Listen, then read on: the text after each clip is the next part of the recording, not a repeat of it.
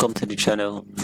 All right, so I've been in the crypto space for a while, and I've noticed that whenever a particular cryptocurrency or maybe a blockchain receives constant negative reviews, constant FUD, whenever there's a constant FUD about a blockchain project, that means there should be something spectacular or unique about a crypto project.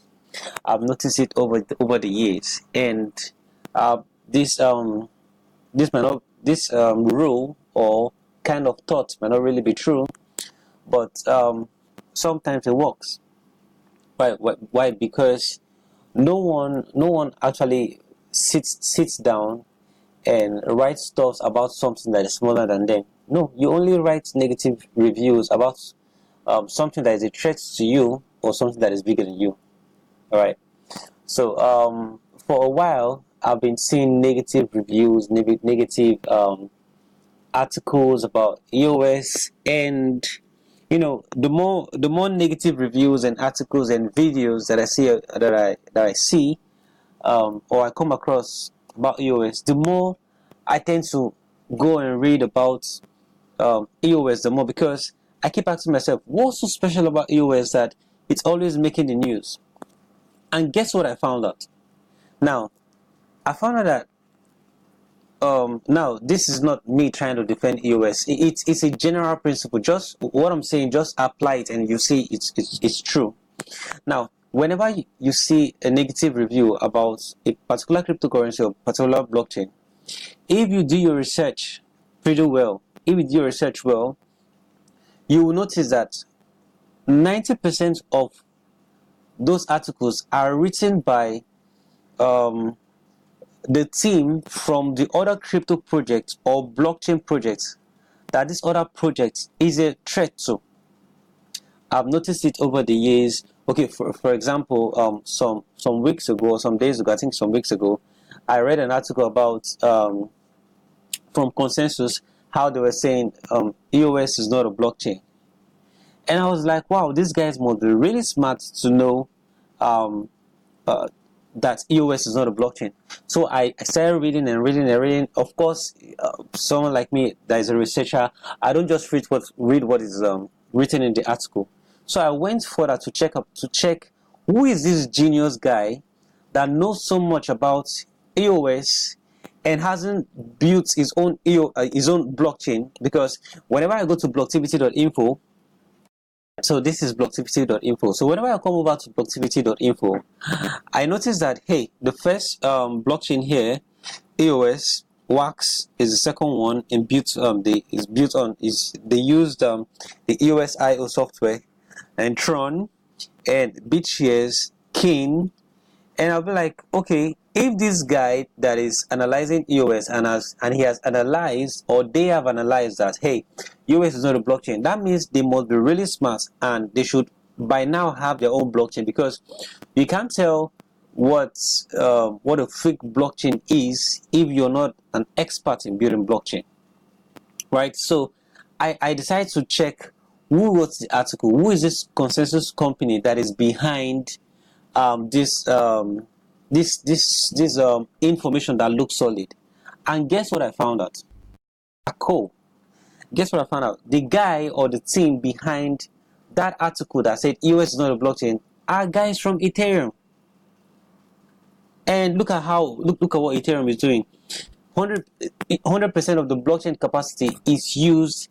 Ethereum is currently handling 500,000 transactions, and the blockchain is dead with its 1,000 unconfirmed transactions. Go make a research. Read that article about how the article from Consensus saying that EOS is not a blockchain. Right? Just read it and check the company behind the whole article. Now, do the same thing for any other blockchain. Maybe you read an article about Steam, or about King, or about BitShares, or about TRON. Read it. It's either, if it's a negative article, the author could be from any of these blockchains, any of those other blockchains. TRON is a threat to. You see, so what am I trying to say in the long run? Once you receive a negative, once you get a negative article or negative video about a particular blockchain, don't just stop at the information you get on the blockchain about that blockchain. Go a step further to find out who is writing this article. The person that's writing this article, does he have a better experience? Does he have a better solution than what this other blockchain provides, right? So in this case, I just read an article from Cointelegraph stating how the number of hacks on EOS, and I was like, this is really cool. And I came over to Blocktivity, and I noticed that okay, EOS has over 44,000.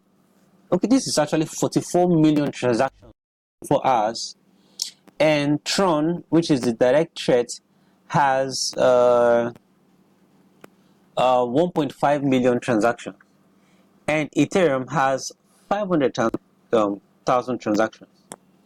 Okay, and I said to myself, why would anybody come to Ethereum when there are more activities here?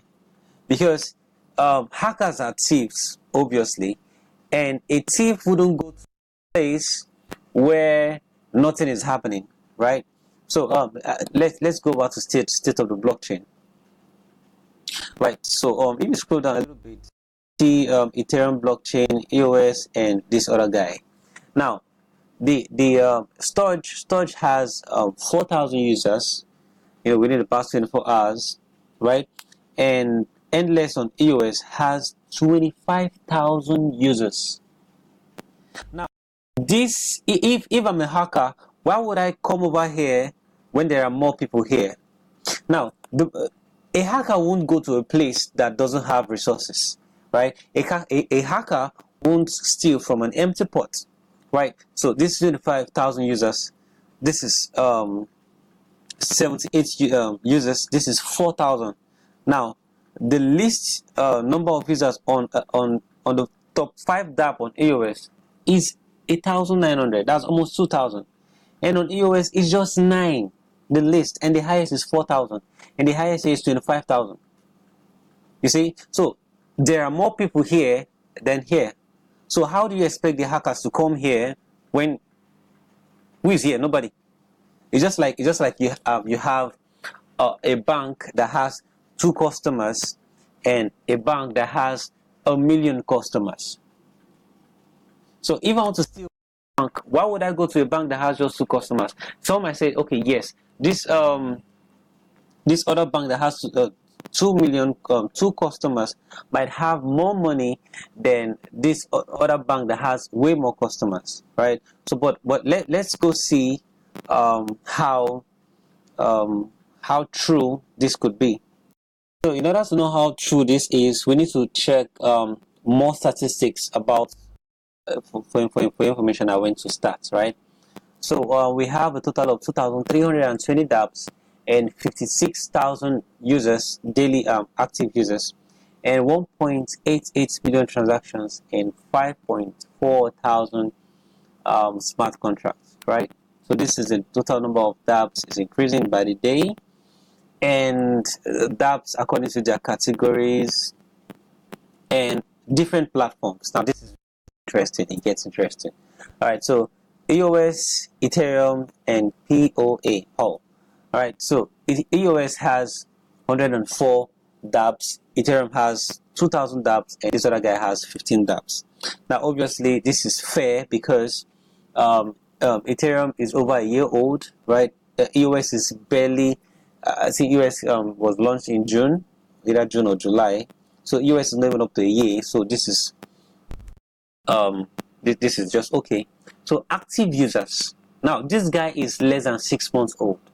Now EOS has 42,000 users. This is beyond the FUD. Now remember I told you about consensus. Go and read the article where they were talking about EOS not being a blockchain. Make a research for you. Find out that the guys behind that article are from the Ethereum team. Alright? So this is purely beyond the FUD.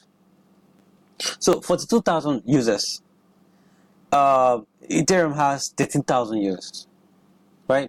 Okay, let's not talk about this one because the differences are really wide. So let's just leave this guy alone. And okay, this is the transaction within 24 hours. EOS has 1.82 million transactions within the past 24 hours, and Ethereum has just 63,000 transactions, not even up to 100,000 transactions. Now remember, okay, I want to talk about the fees. Now most of these guys using this doing transactions on EOS are paying no fees, and all of these guys are paying fees, all of them. Now let's go to 24 hours volume. This is 13.5. Now this is just this. Why there are more money flowing in here than more money flowing in here? You see? So if you're a hacker, where would you rather go? This empty pot or this full pot? It's not even up to 1 million. So this is 13 million volume transaction within the past 24 hours, and this is 30,000, right? So number of contracts, despite the fact that they have more dApps and they have more smart contracts, but they have less users and less volume. Now this is purely beyond the FUD, right? So these other guys, these other statistics don't really tell us much about what wants to know. So guys, this is purely beyond the FUD. So the more they make now, despite the FUD, the consistent FUD that EOS has been having over the months, not just within the since the beginning of EOS mainnet, despite the consistent FUD, EOS is doing this good. Now imagine a scenario where there was no FUD at all. Now remember, because of the constant FUD, people are running away from EOS, right? They've been running because of the FUD, of the FUD. Despite the consistent FUD, see the results. Now imagine if there was no FUD at all, where would Ethereum have been? Ethereum would have been anywhere close to EOS, because currently it's not even close to EOS in any way, right? So this is not a video to trash Ethereum. No, I'm saying Ethereum because that's what we're seeing here. If it was TRON, I would have said, okay, this is not a FUD to trash. This is not a video to trash either, right? So what I'm trying to say is that it might be tomorrow, who knows, in the next 2 months, in the next 3 months, it might be EOS creating FUD materials or FUD articles about Ethereum. Now what I'm trying to say in essence is this: whenever you see negative reviews, negative articles about a crypto project, don't be quick to judge. Go a step further to find out who is behind this article. Why is he writing? Now remember, FUD will always sound really true. They will always sound really true. But go beyond the article. Check, hey, who are the team? Who is the team behind this article? Why are they writing this? If they have so much good knowledge about blockchain, how come they've not built something that is better than what they are criticizing, right? So I think if we start thinking this way and start looking at a crypto blockchain project this way, we're going to make better decisions for the future. All right. So now, if you go back to Blocktivity, you will notice something really remarkable. Now, EOS is number 1, built by Dan Larimer. Wax is number 2. They're using the EOS IO software, also built by Dan Larimer. BitShares is number 4, built by Dan Larimer. Steam is number 6, built by Dan Larimer. I don't know if I'm pronouncing that. I'm just rushing the whole thing. You see. Anyways, this is beyond the FUD. All right. So beyond the negative reviews, beyond the FUD, right? So if you like the video, give it a thumbs up. Like the video if you enjoyed the video. Like, and also don't forget to subscribe, right? And if you have your own view about the video about beyond the FUD, just drop your suggestions in the comment section below.